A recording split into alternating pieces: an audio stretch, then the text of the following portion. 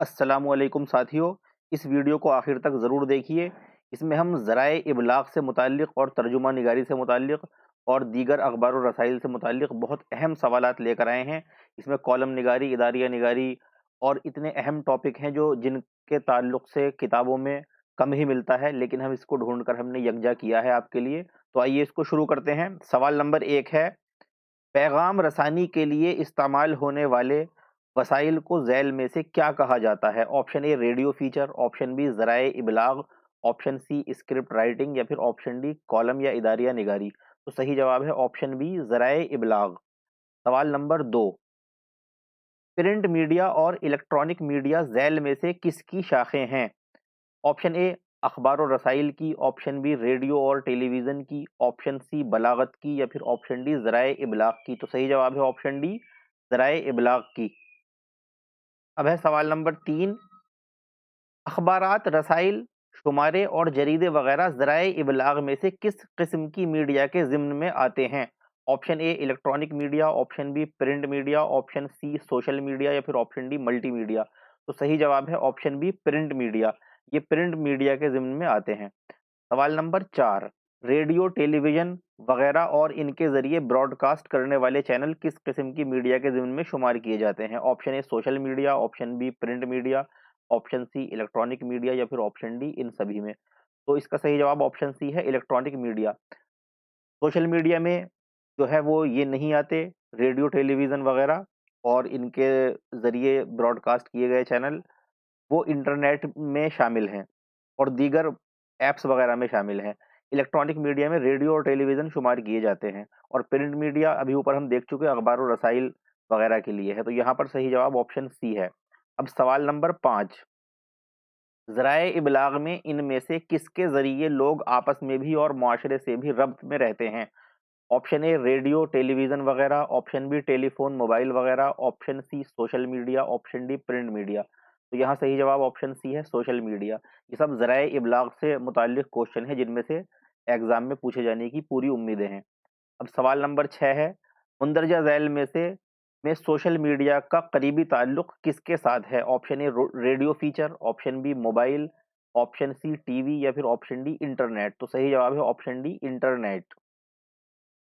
इसके बाद सवाल नंबर 7 है, ज़राए इबलाग के ज़िम्न में आने वाला एक अहम वसीला टेलीफ़ोन ज़ैल में से किसने और कब ईजाद किया? Option A Alexander Graham Bell ने 1876 ईस्वी में, option B Alexander Graham Bell ने 1880 ईस्वी में या फिर ऑप्शन सी में है निकोला टेस्ला ने 1876 ईस्वी में, ऑप्शन डी में है निकोला टेस्ला ने 1880 ईस्वी में। तो इसका सही जवाब है option A Alexander Graham Bell ने 1876 ईस्वी में किया था। जब ज़राए इब्लाग के मुताल्लिक सवाल आएँगे तो उसमें इजादात और दरियाफ़्त के मुताल्लिक भी सवाल पूछे जा सकते हैं। अब सवाल नंबर 8, ज़राए इब्लाग में ज़ैल में से किसकी अहमियत मुसल्लम नहीं है? ऑप्शन ए मतबा खानों की, ऑप्शन बी अदबी फ़नपारों की, ऑप्शन सी खबरनामों की या फिर ऑप्शन डी डॉक्यूमेंट्री की। तो सही जवाब है ऑप्शन बी अदबी फ़नपारों की। ज़राए इब्लाग की अगर हम बात करें तो ये मास मीडिया कहलाता है और सहाफ़त इसके ज़ैल में आता है। तो इसमें मदवा ख़ाने यानी कि जहाँ पर छपाई होती है तो इनकी पूरी अहमियत मुसल्लम है, ख़बरनामों की भी अहमियत मुसल्लम है और डॉक्यूमेंट्री का ताल्लुक भी इन्हीं से है। अलबत्ता अदबी फ़नपारों की जहाँ तक बात है तो उनका सहाफ़त से या ज़राए इब्लाग से ताल्लुक नहीं बल्कि वो उनका ताल्लुक अदब से है।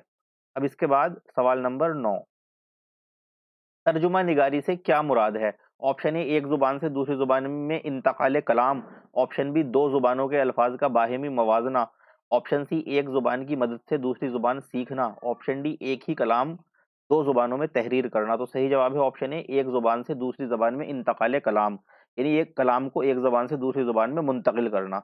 यही तर्जुमा निगारी से मुराद है। सवाल नंबर 10, अक़वाम मुत्तहिदा के तहत आलमी यौम तर्जुमा कब मनाया जाता है? ऑप्शन ए हर साल 30 जुलाई को, ऑप्शन बी हर साल 30 अगस्त को, ऑप्शन सी हर साल 30 सितंबर को या फिर ऑप्शन डी हर साल 30 अक्टूबर को।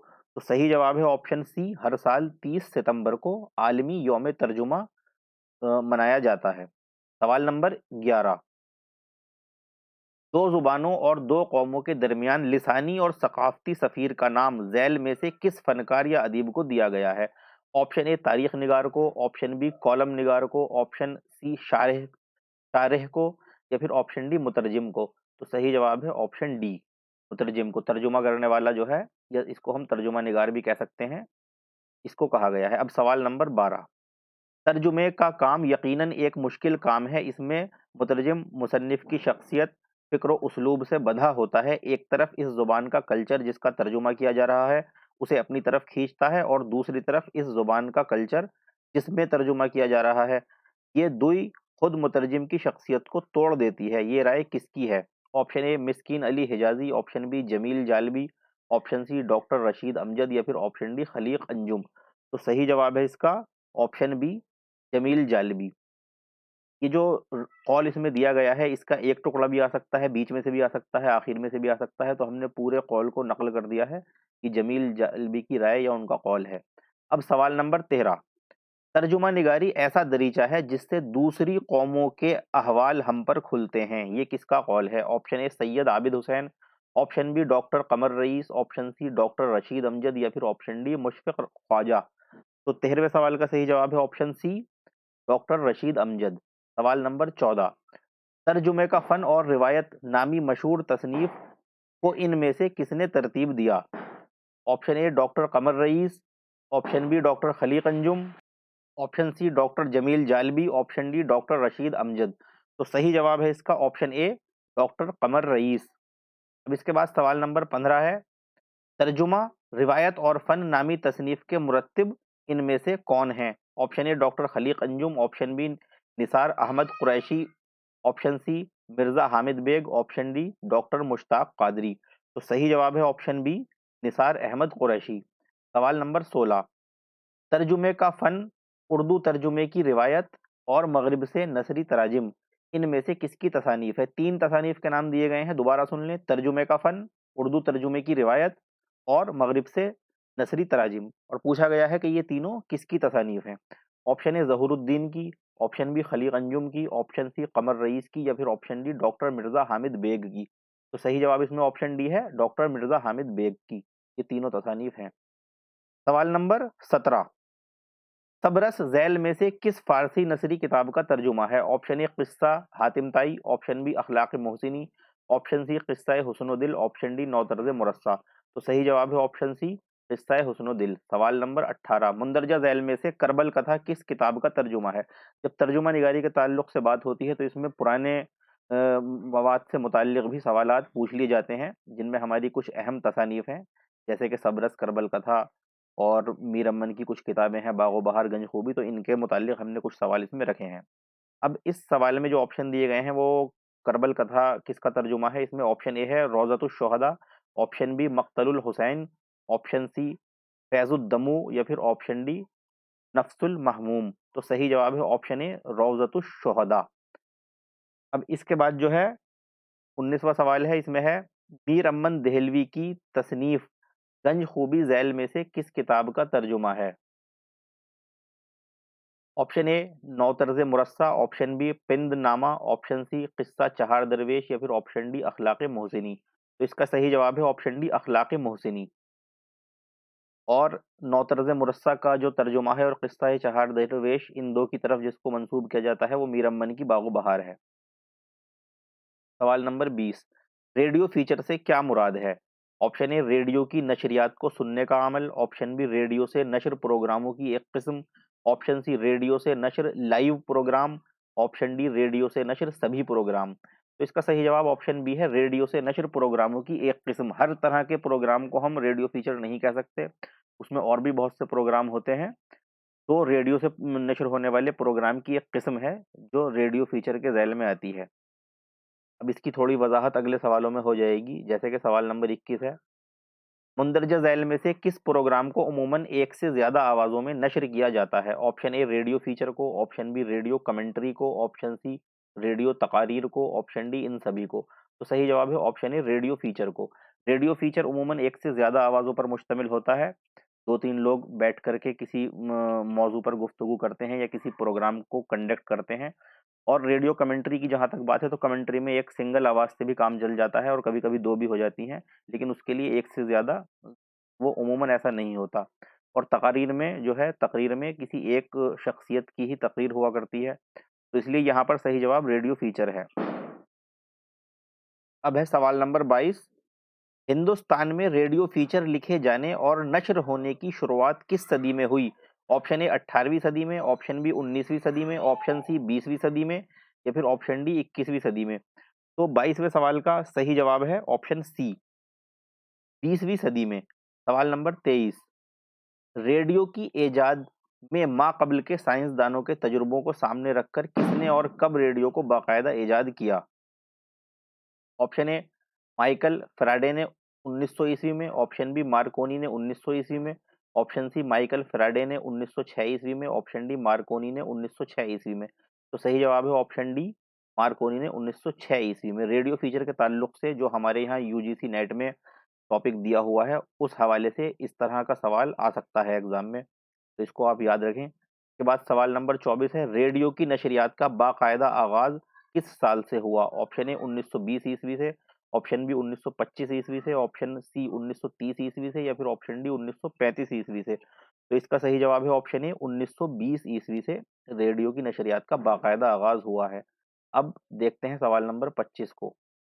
आलमी यौम रेडियो कब मनाया जाता है? ऑप्शन ए हर साल 13 फरवरी को, ऑप्शन बी हर साल 15 फरवरी को, ऑप्शन सी हर साल 17 फरवरी को या फिर ऑप्शन डी हर साल 19 फरवरी को।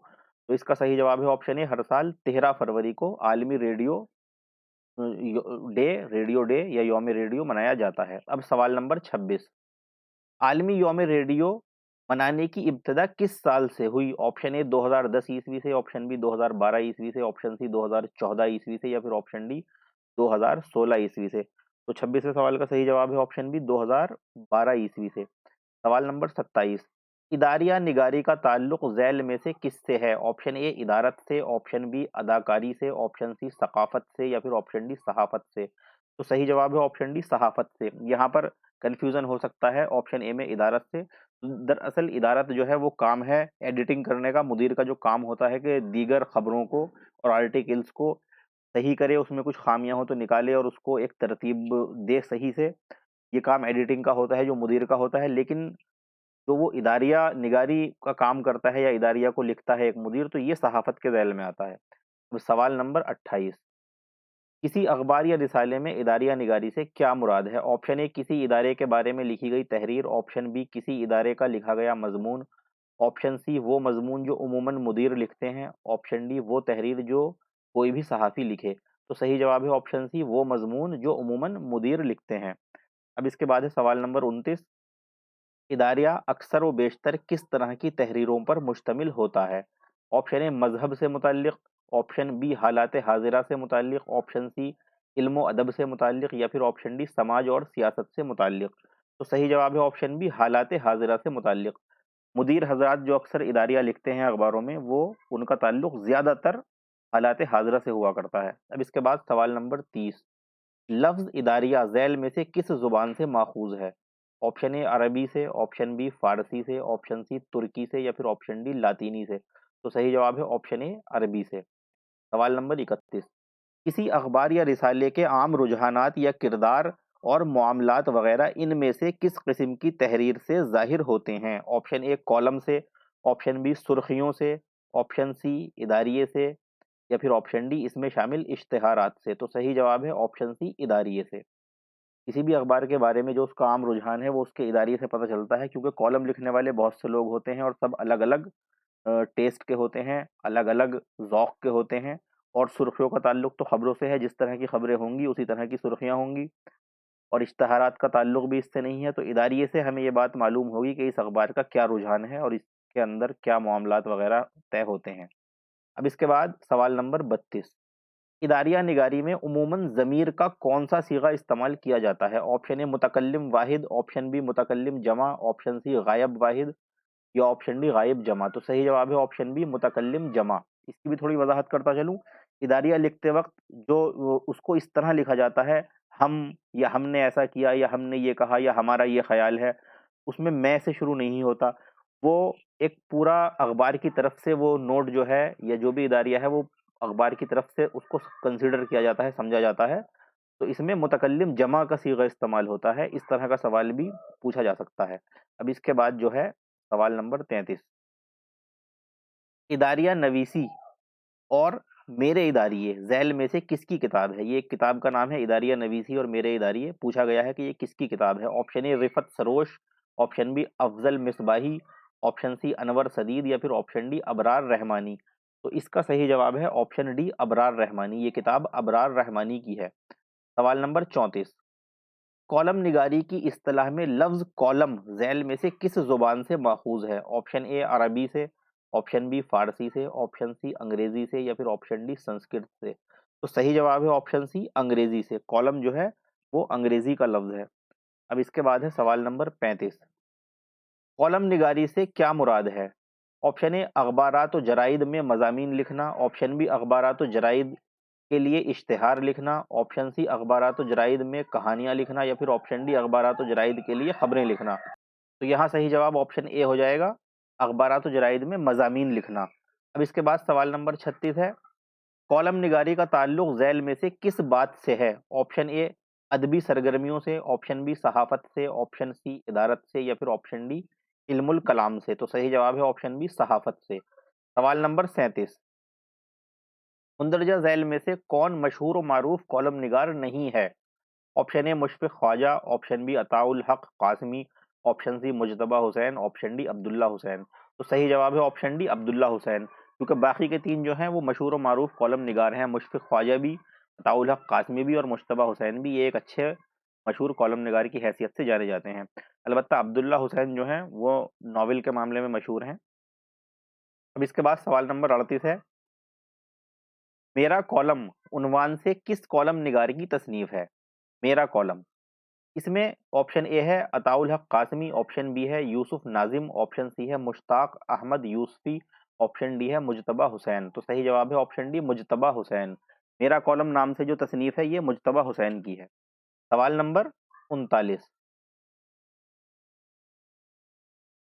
किसी फन, अदब या तारीख वगैरह और इनसे मुताल्लिक किरदारों के जायजे के तहरीरी खाका और तरतीब वगैरह इस्तिलाहन क्या कहलाते हैं? यानी सवाल को समझ लीजिए, कोई फ़न अदब हो या तारीख़ हो, कोई भी इस तरह का मौज़ू हो, उससे मुताल्लिक़ जो किरदार हैं या उसके अंदर जो चीज़ शो की गई है, जो दिखाया गया है, उसका जो तहरीरी खाका और उसकी तरतीब वगैरह है, तो इस सब को मिला कर के इस्तिलाहन हम क्या कहते हैं या उसके लिए क्या इस्तिलाह उर्दू में इस्तेमाल की जाती है? ये सवाल है। ऑप्शन है ए किरदार निगारी, बी मंज़र निगारी, सी मंज़रनामा, डी प्लॉट। तो इसका सही जवाब है ऑप्शन सी मंज़रनामा। मंज़रनामे में ये सारी चीज़ें आ जाती हैं। अब सवाल नंबर है इसके बाद 40, किसी फ़न, अदब या तारीख़ वगैरह की तफ़हीम ज़ैल में से किसके ज़रिए मुमकिन है? ऑप्शन ए मुकालमा निगारी, ऑप्शन बी मंज़रनामा, option C reportage, option D तबसरा नवीसी। तो सही जवाब है ऑप्शन बी मंज़रनामा।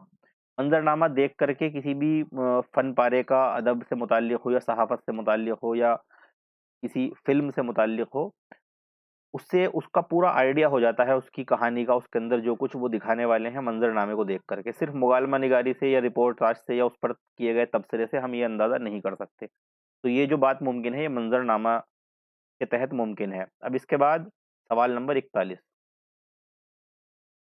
में है, इस्तिलाह मंज़रनामा में लफ्ज़ मंज़र के लुग़वी माना क्या हैं?